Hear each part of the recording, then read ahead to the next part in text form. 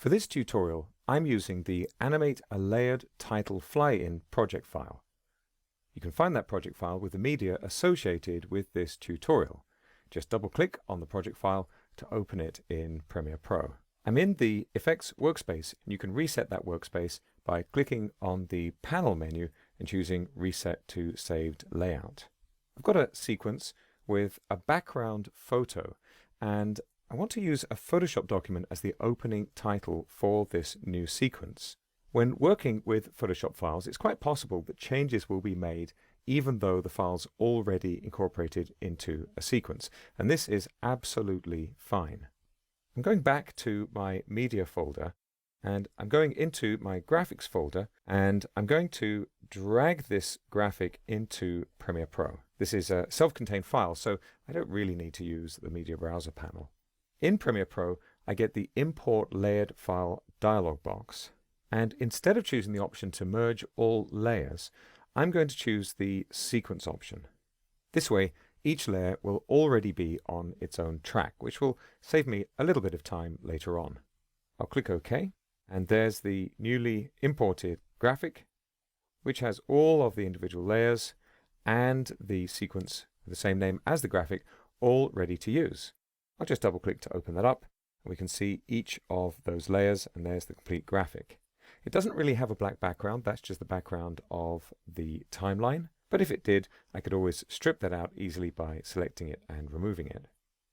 I'll just reposition the split here between the video and audio tracks. You can see I've got 8 video tracks altogether. I'm going to select all of these, and then I can press Control-C or Command-C on macOS, or I can right-click as I'm here and choose Copy. I'm going to go back to my master sequence. I'm going to turn off video 1 and turn on video 2, and I'm going to paste. In this case, I'm going to use Control-V or Command-V on macOS, and I've got all of those tracks added to my sequence. You'll notice that we didn't have a video 7, 8, or 9, and so on before we added these clips, but because they were needed, Premiere Pro has added them automatically. We could edit the PSD sequence into the master sequence as a nest, but to illustrate this workflow, we're going to work on the individual clips in position so you can see what's happening. I'll just scroll back down a little on the timeline again, and because I have all the clips selected, as I trim, they're all going to trim out together to the full duration of that photo. So there's our finished composition with the graphic in front of the photo background. I want to begin by positioning my playhead in the sequence at the final resting position, the point at which my graphic should be fully visible and in position on screen. And then I'm going to animate each of the individual layers so that they merge into position. I'm going to position the playhead around about 3 seconds. I think something like that is ideal. Because each of the layers of the original PSD has its own track, you can see it's pretty easy for me to selectively turn these off and on. But it's also easy for me to animate them independently. So I'm going to select the first clip on the video 2 track. I'll just click outside of the clip first to deselect all of them, and then click on that clip. I'm going to go to my Effect Controls panel, and I'm going to turn on Animation for Position. This adds a keyframe at the current location of the playhead. As well as using Bezier keyframes to change the timing of edits, we can also use them to change the path clips follow as they animate across the screen. I'm going to right-click on this newly created keyframe, and first I'll choose Temporal Interpolation and Ease In.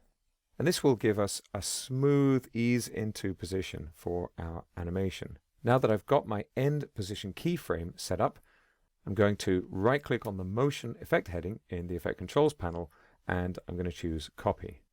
I'll position my playhead at the beginning of the sequence, double-click on the name of the sequence, which is effectively the name of the panel here, so it's full screen. Select all of the other clips, and I'm going to press Control-V or Command-V on macOS to apply the motion effect settings to all of these clips. And then I'll just double-click on the panel name again to return it to its original frame size. You'll notice that the effects badge has lit up in yellow to show that there is an effect applied. Though, if I click away and click back again, you can see nothing's really set up to animate. We've just set the final resting position with a keyframe for each of these clips. I'm going to just pull this dividing line down a little bit more and shrink the video 1 track so we can just see these graphics. And I want to trim the start of each of these clips to a different time so that they come on screen separately. Because we pasted a version of the motion effect onto each of these clips that has animation enabled, every change we make is going to add keyframes from now on. So let's just trim and trim and trim, just to give these different layers slightly different timing. Now I'm going to turn on all of the track selection buttons by holding down the Shift key while I click on one of them, and I can use the up and down arrows to jump between the beginnings of these clips. That's just useful for setting my first keyframe for the animation I'm going to apply. I'm going to change the zoom on my program monitor down to 25% because I want to be able to drag these items off from the frame. And so I'll start at the beginning. I'm pressing the up arrow. I'll select this first clip, select the motion heading, and let's just pull this off over here. Select the timeline panel, press the down arrow to go to the next clip, select it, select the motion heading, drag this one up here, and I'm going to keep doing that as I work my way through each of these clips. You can double-click on the image to jump into these direct controls in the program monitor. But doing so only really works conveniently if you manage to click on the right pixels, which is easier to do if you've got a full screen image. A little bit more difficult if you're working with individual layers. Okay, there we go. Let's take a look at the result. I'm setting the program monitor back to fit.